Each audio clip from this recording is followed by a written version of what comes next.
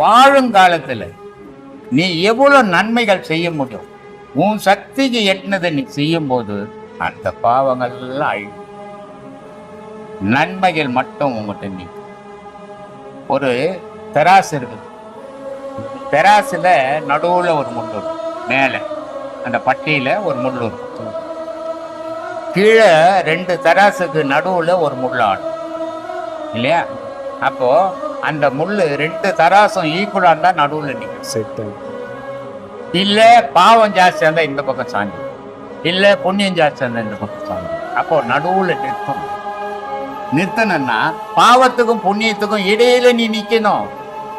பாவத்துல நின்னாலும் அது சாஞ்சிடும், புண்ணியத்துல நின்னாலும் சாஞ்சிடும். புண்ணியத்தினுடைய செயல் என்ன, உனக்கு நன்மையே நடக்கும். பாவத்தினுடைய செயல்னா உனக்கு தீமையே நடக்கும். இதுதான் சாமி வாழ்க்கை. இதை கண்டு சரியான பயணம் பண்ணீங்கன்னா உங்க வாழ்க்கை சார். ஒரு மனிதன், பலவிதமான மனிதர்கள் இருக்கிறாங்க.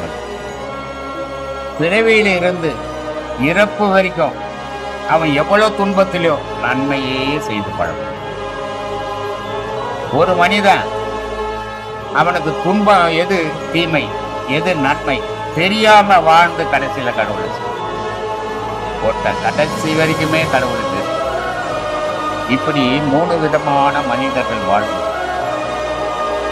ஒரு மனுஷன் தெரிஞ்சோ தெரியாமையோ பாவங்கள் பண்ணி, யாரும் பண்ணாத மனித வர்க்கமே கிடையாது. நான் உத்தமங்கன்னு யாராலையும் சொல்ல முடியாது. பெரிய பெரிய மகான்கள் கூட சில தவறுகள் செய்யறாங்க. மகான்கள் அவங்க எந்த தவறும் செய்தது இல்லைன்னு சொல்லவே முடியாது.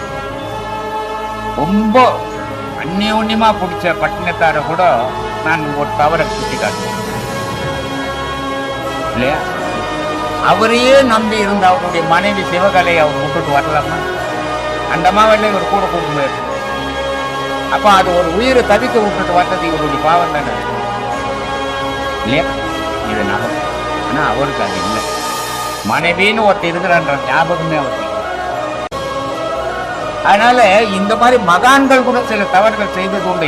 யாரும் தவறு செய்யாம மனிதனே கிடையாது.